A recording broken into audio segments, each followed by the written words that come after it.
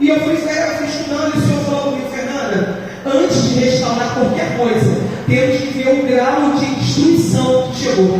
Tem muita gente que faz, não trata, não mira, e depois fala: me perdoa, amado. Você me perdoa, mas não tem noção do estrago que ocasionou na sua vida. Não tem noção do preço, do trabalho que ele fez na sua vida. Aí acha que um simples perdão não vai mudar a história, não. É perdão, arrependimento, é transformação, é tentar mudar, é tentar mostrar a diferença. E eu comecei a estudar isso, e Deus falou assim: Fernanda, vai em Neemias. Você vai ver a história de Neemias. Um homem estava, sabendo essa história, copeiro do rei. Ele estava num lugar bom, numa situação excelente. Ele comia da comida do rei, ele bebia do melhor. Mas uma vez ele escuta uma notícia. Interessante é que nós ouvimos notícia todos os dias. Mas ele ouve uma notícia, ele pergunta: como está o meu povo lá, Suzano? E alguém responde dizendo: olha, os portões foram destruídos, queimados ao fogo, os muros foram quebrados. E Neemias, ele se compadece. Ele ouve, não adianta só ouvir e ficar depressivo. Não adianta só ouvir e chorar, porque só ouvir e chorar não muda a situação. Mas quando Neemias, ele se posiciona, ele vai servir ao rei. Primeiro chora,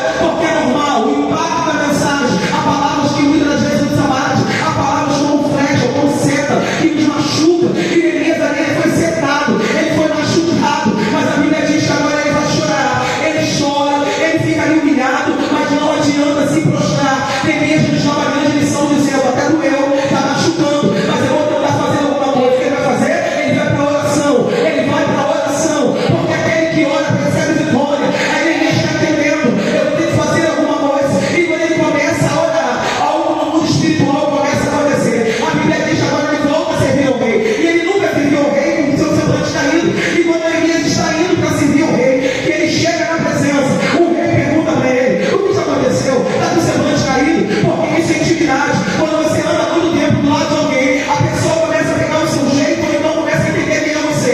Segundo a psicologia, as 5 pessoas que eu ando durante um ano, eu pego o jeito das 5 pessoas.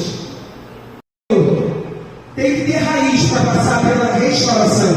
Se não tiver raiz, não tem estrutura. Se não tiver raiz, não consegue ser transformado. Tem muita mulher que só está passando pela reforma. Não, eu passei por isso, por aquilo, eu vou fazer uma reforma na minha vida. Eu vou transformar isso aqui, eu vou mudar o cabelo, a roupa de jeito de vestir, eu vou mudar isso, aquilo. Mas se não tiver uma transformação na mente, você se torna apenas uma pessoa reformada. Deus quer restaurar. Tudo começa na mente. A nossa mente é terrível e o inimigo é uma bênção, porque ela pode te colocar no alto, como ela pode acabar com você. Quando passamos por um processo, algum estresse muito forte, passamos por alguns problemas na vida, isso acaba aumentando o nível de cortisol do nosso cérebro. E a gente fica depressivo, porque a depressão é real. A depressão não é um ponto de fada, a depressão não é uma história da carochinha. Eu peguei sobre a depressão na semana passada, eu fiz uma palestra e eu perguntei para as mulheres: o que é depressão? É que ela altera, ela visa manter as características originais. A reforma, ela tem poder de mudar a característica original do ambiente. Por exemplo, a igreja, se mata de vamos mudar aqui o altar. A reforma é isso, é trocar o piso, é trocar a cor. Então, quando somos reformadas, passamos somente pela mudança só por fora, e é transformado o ambiente. Agora, a palavra restauração é diferente. Restaurar consiste em consertar, reparar algo desgastado devido ao tempo, manter fiel as características originais.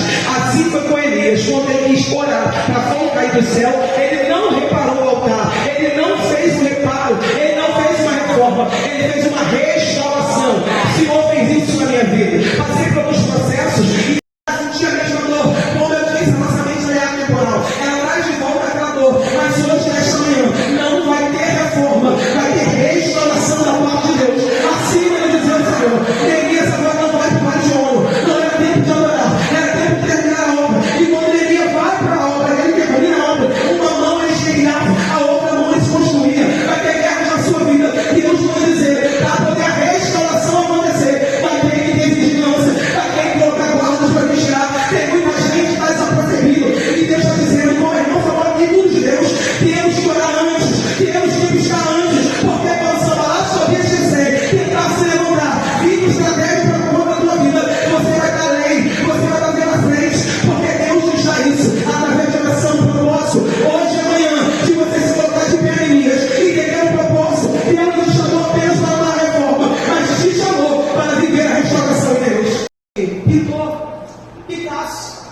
pintou um quadro muito lindo. E um quadro muito valioso, valiosíssimo. E isso foi nos anos 2000 por aí, eu acho uma característica. Picasso fez aquele quadro muito caro. E detalhe que o quadro era da amante. Ele desenhou a própria amante dele. Para mim não vale muita coisa, mas para ele valia muito. E é muito valioso, isso foi agora nos anos 2000. E aí ele fez aquele quadro, um cara, acho que é senhor Will, muito rico, comprou um quadro. E comprou aquele quadro e fez uma exposição. Ele pegou o quadro, colocou bem bonito lá e começou todo mundo a ver aquele quadro. E ele começou a fazer leilão. Ele começou a leiloar aquele quadro raríssimo, pintado por Picasso. E aí ele começou a anunciar o leilão e encheu de empresários, homens muito ricos. E olhar aquele quadro e falar, nossa, é original. Esse aí é original, então eu vou querer comprar. E foi chegando gente. Quando de repente, esse dono do quadro, o senhor Will, já era um senhor idoso, ele não tinha uma visão lateral muito boa. Ele foi andando para trás, ele tudo veio a mão do artesão. Se o artesão tiver qualidade, se o artesão tiver crédito no mercado, aquilo que passa pela mão dele tem um valor muito mais estimado. Quando ele atrás do muro, o inimigo está dizendo, vou destruir, vai quebrar, o bicho vai derrubar, mas não sabia. E quem estava colocando a mão naquele muro não era qualquer artesão, não era qualquer pedreiro, era um homem cheio do Espírito Santo, era um homem comprometido com Deus. E quem é comprometido com Deus, tudo que botar a mão dá certo, porque era de Picasso. E ali ele foi, botou de novo lá, no estande de novo. Isso é real, isso é história de mentira não. Quando colocaram ali o quadro, começaram a anunciar de novo o quadro. O cara que ia comprar, que falou que rasgou, endinheirado, ele voltou e falou, eu estou no primeiro lance. O seu Will olhou e falou, não, Mata, não é mais aquele preço não, aumentou 16 milhões a mais. Ele, como é que é isso, seu Will? Ele falou, olha o quadro, a tela ficou até mais nova. Observe o quadro, quem fez foi um artesão tal. O cara tem nome nos Estados Unidos. Na mesma hora, seu Will, eu entendo, pagou 16 milhões a mais naquilo que foi restaurado, naquilo que tinha sido rasgado. Aí o senhor falou comigo, ele tem mulheres nesse lugar, um marido, um filho, um esposo, a família, talvez já está quebrada, talvez vai estar passando no processo, mas em todo tempo o Espírito precisa falar muito, só fala para elas e prova para elas que a mão é de o anel, mas quando alguém da empresa for limpar o banheiro e achar o anel, limpar, vai estar intacto, nela vai ter outro valor. Assim somos eu e você, independente do que te fizeram, independente do que te machucaram, você tem valor. O artesão é Jesus e ele não nos de novo filha. E hoje, nessa manhã,